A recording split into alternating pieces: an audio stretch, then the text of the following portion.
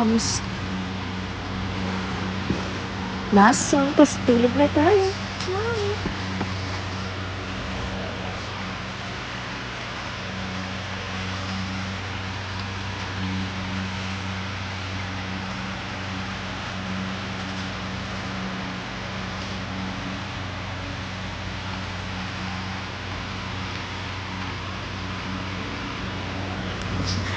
Ano?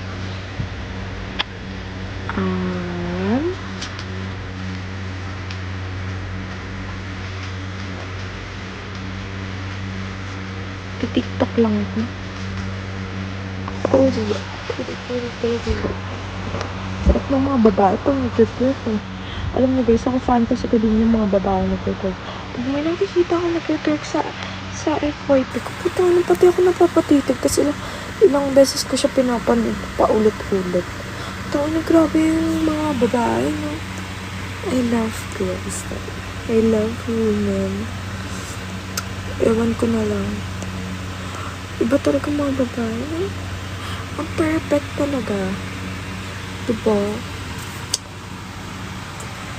Ang sarap maging babae. Ang hirap na lang. 2012.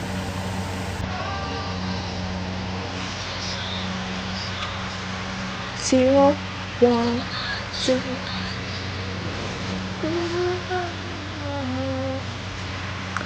Sorry, what to say?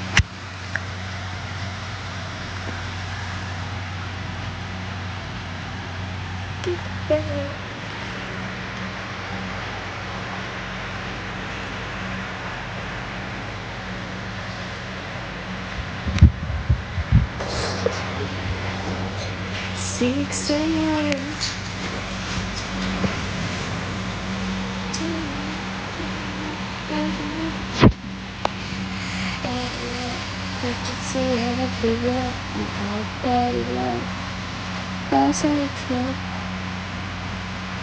Kahit mo yung kaklase kong nakakatikan. Uy, grabe ka naman. Parang sinasabi mo nakakatikan din yung tsura ko.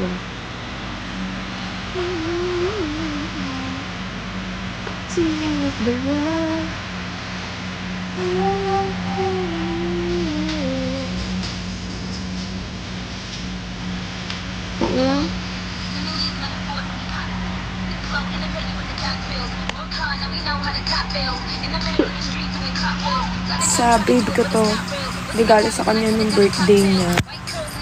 Ayan. Ginagamit ko lang.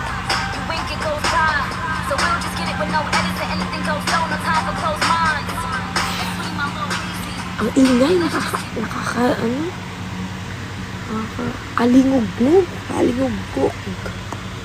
alingog kaayo ba?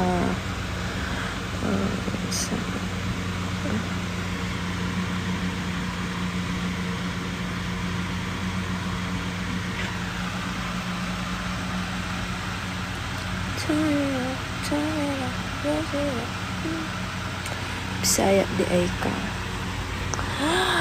Di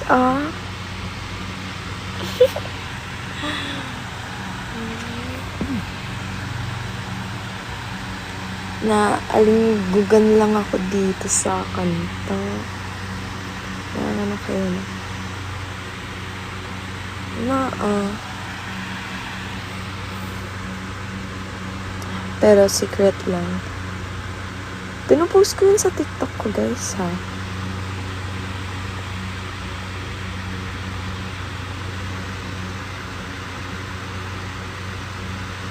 Sa camera. Pinadaan niyo ako dyan sa mga Bisaya.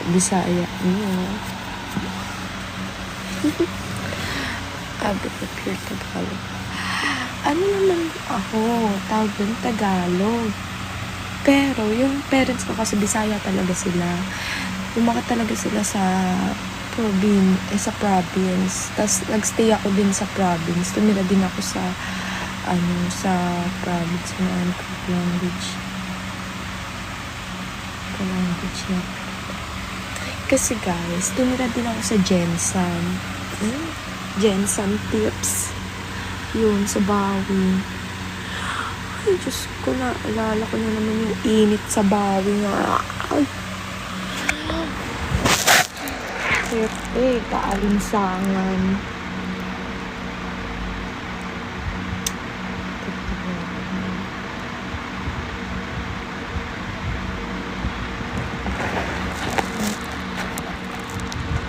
James. Selena.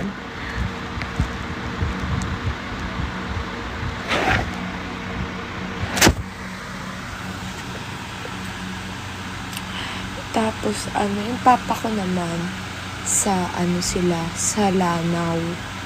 Kaso, ayoko sa Lanao. Ayoko talaga sa Lanao. Kasi, di ba, parang, ang Jensen kasi, guys, paano na siya, para na din siyang city, pero hindi naman talaga Manila yung feels. Ano din siya, parang province pa din siya, pero mas malala ang Lanao. Lanao kasi bundok kay Papa bundok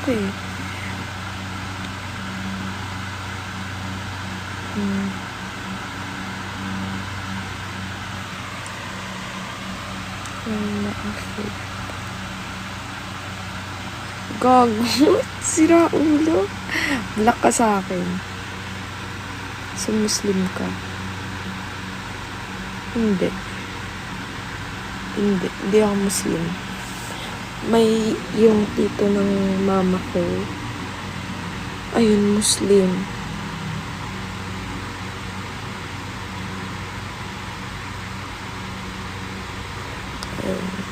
Yung sa tito ng mama ko, yung Muslim siya. Dati siyang MIA. Lugaw na sinabi. Pero sumuko na siya sa naging na siya, security guard. Ayun, Muslim nga yung tip sa Katilikam.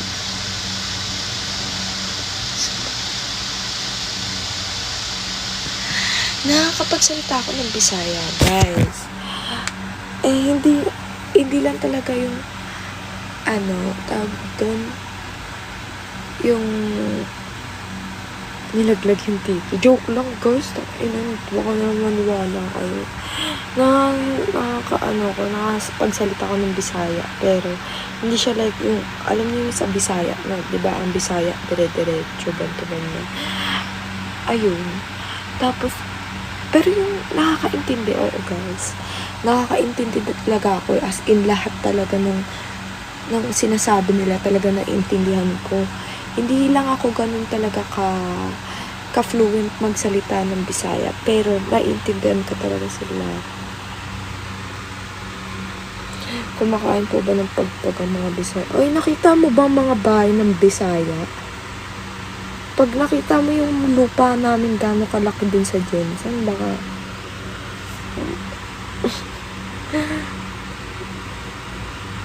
ang weird na Oo, ang weird talaga. Hindi ko talaga alam paano ako nakakaintindi. Pero, hirap pa kung if salita siya ng fluent.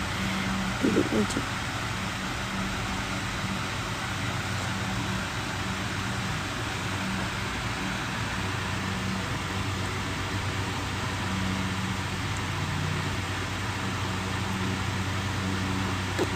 Guys, kasi ang pagkakaalam kasi ng mga